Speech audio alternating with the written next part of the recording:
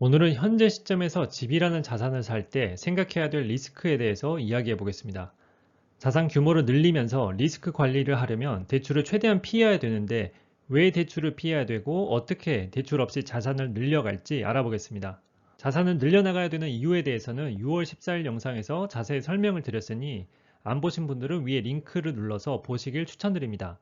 먼저 현재 시점에서 자산 규모를 늘려갈 때 생각해야 될 위험 요소가 어떤 것들이 있는지 생각해 보면 크게 네 가지가 있고 제가 생각했을 때 더 골치 아픈 순서대로 나열해 봤습니다.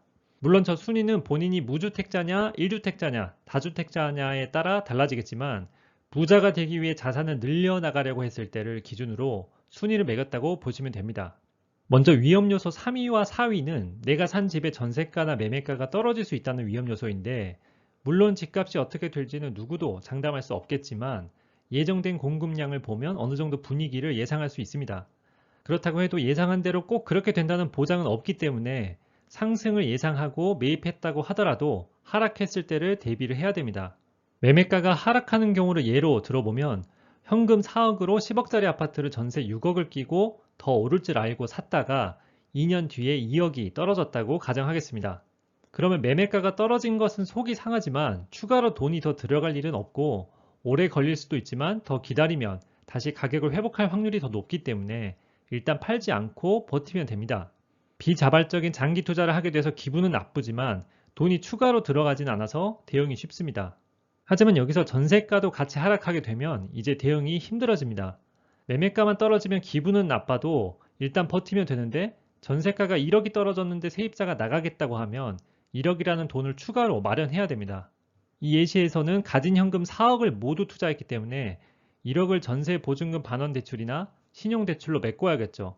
하지만 전세 보증금 반환 대출은 주택담보대출과 같기 때문에 2주택 이상이면 안 되고 LTV, DSR 한도도 고려해야 됩니다. 신용대출도 마찬가지로 1억 이상은 안 되고 역시 DSR 고려를 해야 됩니다. 말이 복잡한데 쉽게 말해서 대출받기 더럽게 어렵다고 생각하시면 됩니다. 문제는 정부 정책의 방향상 앞으로 더 어려워질 거라는 겁니다. 만약에 이 1억을 못 구해서 세입자한테 못 돌려주면 집이 넘어가겠죠. 그렇게 되지 않으려면 어떻게 해야 될까요?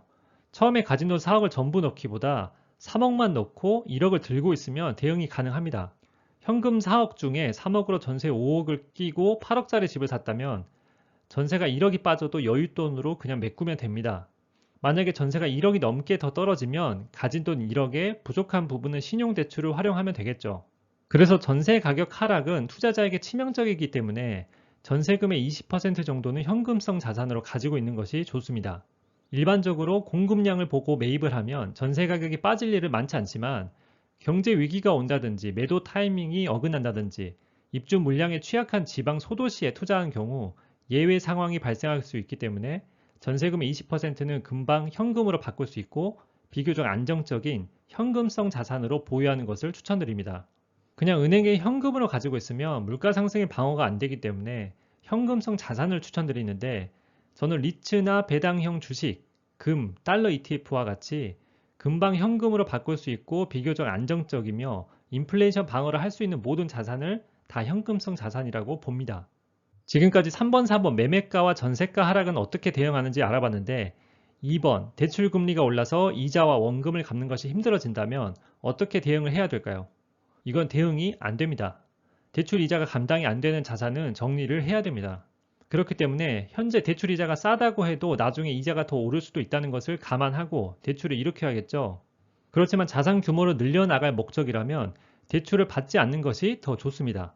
현재 2주택 이상으로 세팅을 하려면 어차피 주택담보대출 활용이 안 됩니다. 그리고 신용대출은 앞에서 이야기했듯이 예측하지 못한 상황에 대응할 비상용 카드로 남겨놓아야 됩니다. 현재 정부의 규제와 정책 하에서는 그냥 대출받지 않는 것이 제일 속 편합니다. 그럼 대출 없이 어떻게 자산 규모를 늘릴까요? 그래서 추천드리는 포지션이 월세 실거주의 똘똘한 한 채인 본진과 확장 한 채입니다. 이 구성의 핵심은 대출 없이 전세금으로만 자산 규모를 레버리지 하는 것입니다.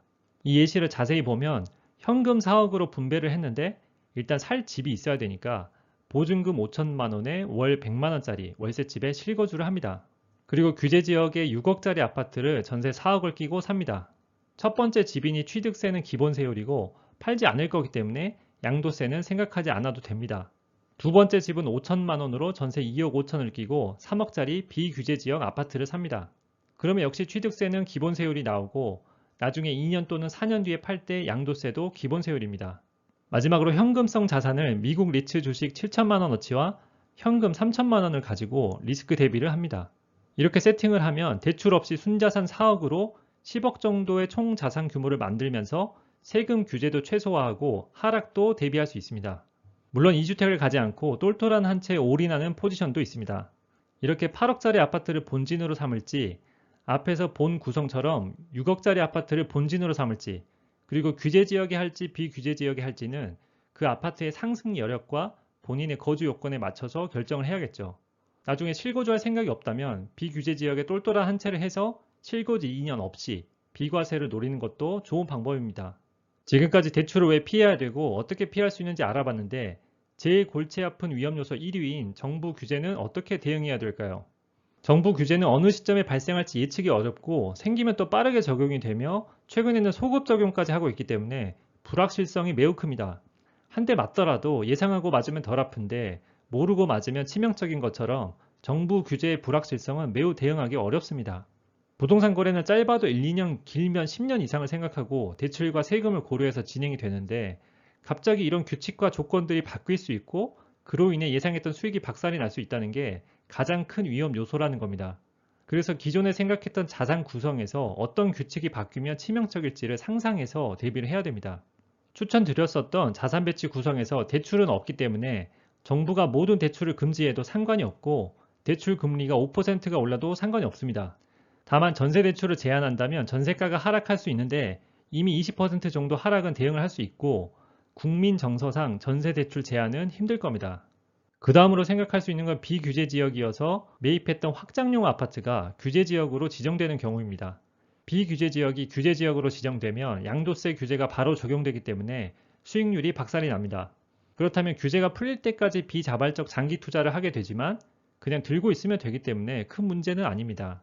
하지만 현재 웬만한 주요 지역은 이미 다 규제 지역으로 지정을 했고 규제 지역을 지정해도 가격이 잡히지 않는다는 것을 정부와 국민이 모두 다 알게 되었기 때문에 무리해서 추가 지정을 할 확률은 낮아 보입니다. 그 다음은 규제 지역에 있는 본진인데 규제 지역을 넘어서 토지거래 허가 구역으로 지정할 수도 있습니다. 그렇게 되면 이제 전세 끼고 매입하는 건 못하게 되겠죠. 그런데 이미 샀다면 상관이 없습니다. 물론 수요를 그렇게 목젖까지 조이면 거래가 힘드니까 가격이 조정받을 수는 있지만 전세 물건이 씨가 말라서 전세가는 더 오를 테니까 투자자 입장에서는 그냥 버티기만 하면 됩니다. 그리고 이미 토지거래 허가구역으로 지정해도 잠시 억누를 뿐 하락하지 않는다는 것을 학습한 상황에서 해당 지역 주민들의 반발이 매우 심할 것이기 때문에 지정 확대도 쉬워 보이진 않습니다. 제가 봤을 때 제일 걱정되는 부분은 월세 실거주 부분입니다. 보증금 5천에 월세 100만 원으로 지금 살고 있는데 앞으로도 임대료 오르는 속도가 장난이 아닐 겁니다. 계약갱신 청구권 때문에 투자한 집의 전세금을 올려받아서 주거비를 충당하려고 해도 4년 뒤에나 올릴 수 있겠죠. 그런데 실거주 월세집 계약이 4년 안에 종료가 되면 갑자기 급상승하는 주거 비용을 감당해야 됩니다.